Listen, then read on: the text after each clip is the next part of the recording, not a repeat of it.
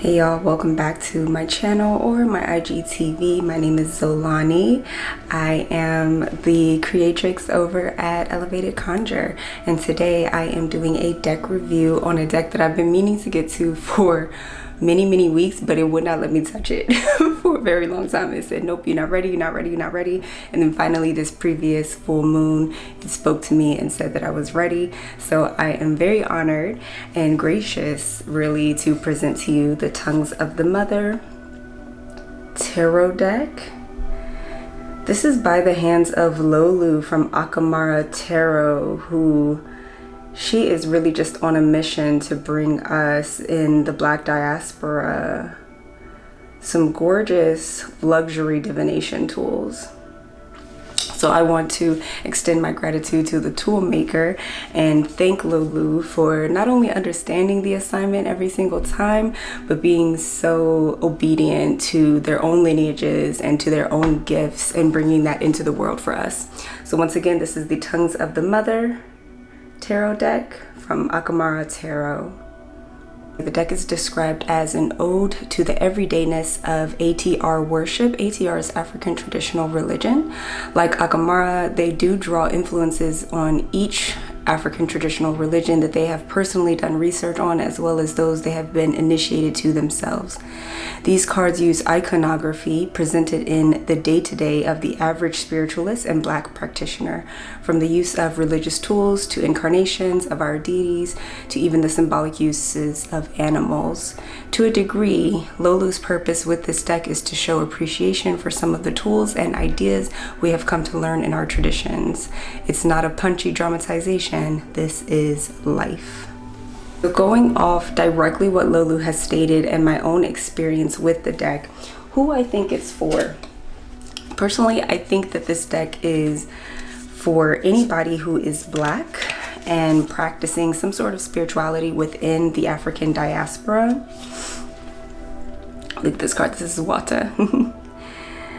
The person who is ready to initiate themselves into the mundane and erotic knowledge. And when I say mundane and erotic, I'm really talking about the everyday-ness that Lorde touches base on in the description, and the erotic meaning the innate knowledge that is oftentimes colonialized or socialized out of us, out of our knowing, out of our understanding. If you want to read more about that, I highly recommend reading Pleasure Activism and Uses of the Erotic by Audre Lorde. And in fact, I think that essay might be part of Pleasure Activism if it's not, but it's very easily accessible outside of that novel.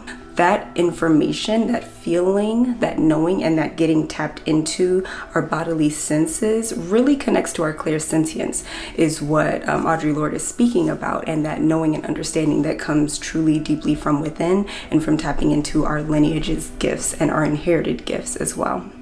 This deck really forgoes any, fancy colors and dialogue, and it asks you to connect to your spirit, right? It asks you to connect to what messages you feel when you pick up these cards and when you see these cards and when you use all of your spiritual eyes, all of your psychic senses. Personally, I think it's great for someone who is working to refine their clairsentience, their psychic knowing, your clairaudience, your hearing, and I would say your claircognizance, your knowing, like you just channeling and receiving the messages. Something just sits in your brain and all of a sudden you know what it is that you have to say to yourself out loud, to this person, etc., etc., etc. With that being said, if you know that you work best with colors, this deck, I'm not going to say it's not for you. What I would say is that it may be a study deck for you, because it may be harder for you to intuit, the High Priestess, which is Bruja, in this deck. It may be harder for you to intuit and get the messages for High Priestess from this deck versus, another deck that's based on the Rider-Waite Tarot and that iconography. So if that makes more sense to you and having all of those colors makes more sense to you, and that allows you to sort of channel at a pace that you are comfortable with, especially when you are working with clients or querents,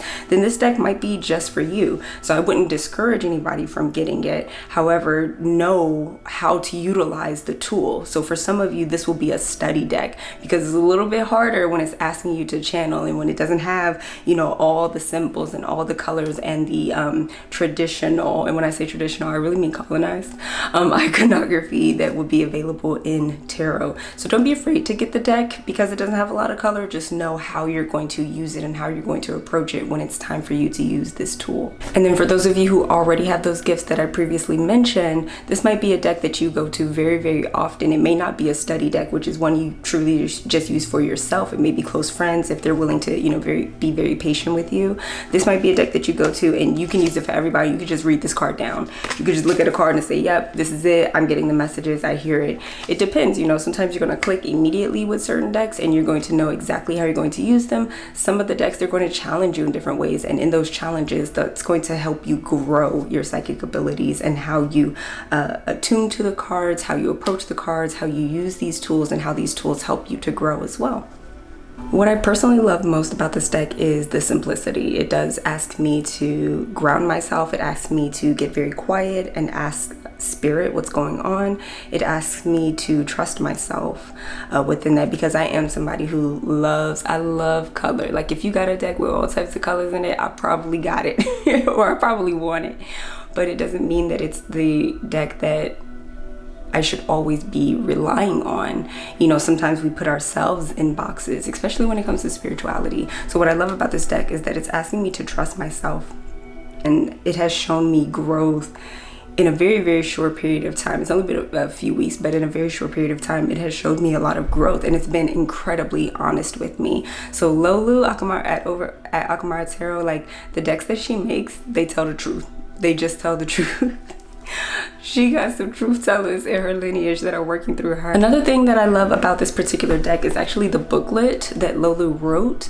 The reason why I say that this deck may not be for everybody, or it may not be for beginners, like this might not be your very, very, very first deck, is that Lolu really moves away from upright and reverse meanings. And I love that, moving away from that binary of, you know, upright and upside down or negative and positive. Instead, like my teacher, J.T. Perry, follow her, says about every single card, is that every card a universe. So within each of these cards, there is a multitude of stories. There are a multitude of narratives and ideas and keywords and phrases that could be coming up, or stories that could be played, especially depending on, you know, what cards are accompanying the card that you're reading on. But if we understand that each card is a universe, and negative and positive, that binary of good and bad, are within each of the cards, we can start to dissolve that and release that sort of hold on, oh my gosh, it's upright, or oh my gosh, it came up upside down. You know, it's okay, you don't have to do that. So I like that in the booklet, Lolu forgoes that and instead just offers a very well-rounded and holistic view of what this card could mean for the queer and for yourself. The reason that I believe that is really for a more advanced practitioner is because when we start to dissolve that binary of good and bad, or upright and reverse, we start to get more into the cyclical nature of things. Within African traditional knowledge and African traditional religions, we view time as more cyclical in nature instead of just linear. So instead of something being good or bad, we look at how we can approach this situation, how we can approach this information, or how we can utilize this information. Is this something that you have to get unstuck? Is this something that you need to, you know, work with some conjuring, some root working? Is this something you need to work with through prayer? Is this something that you need to take to your therapist? It's not just one thing, like good or bad. And I think that oftentimes when we work with that binary, we're really taking away a lot of the story and a lot of the juice that the tarot card or the reading may have for yourself or for your querent. So be cognizant of that. If that's something that you've been leaning on and relying on, this will be a really good deck to practice that skill of dissolving the good and bad and just seeing things in a more cyclical and holistic nature.